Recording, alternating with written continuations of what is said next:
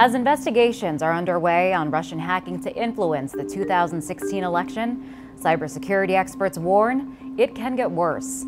The Ukrainian capital of Kiev is an example.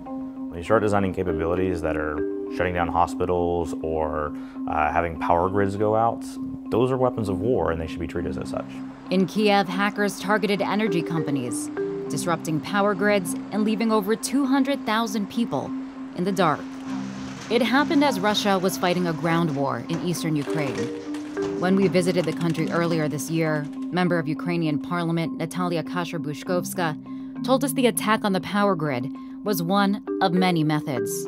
So they use these means just to destabilize, to make Ukraine weaker, as well as there was some cyber attacks on our power plants. There was a lot of informational propaganda. So we are trying to secure our energy supply, to diversify our energy sources, our critical infrastructure from cyber attacks. Researchers say the hacker group, dubbed Electrum, is tied to the Russian government.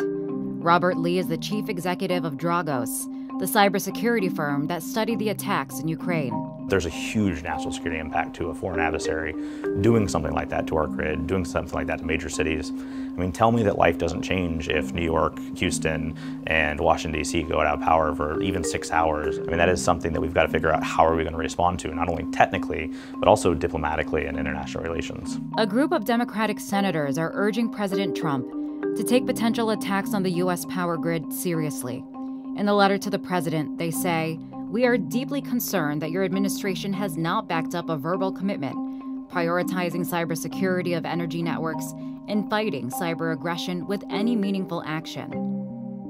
Getting the president to acknowledge, let alone do something about Russian threats, has been nearly impossible. Russia is fake news. This is fake news put out by the media. It is his duty, President Trump's, to be skeptical of Russia.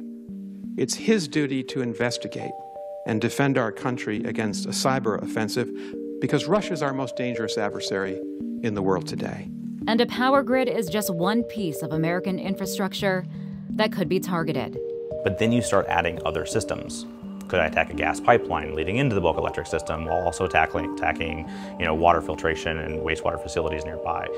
It increases the complexity of what the adversary has to do considerably, but you start designing scenarios that we don't necessarily have full training or preparation for or even know how we would respond. And I think there's an overall narrative there that's building about a very aggressive adversary that we do need to take seriously.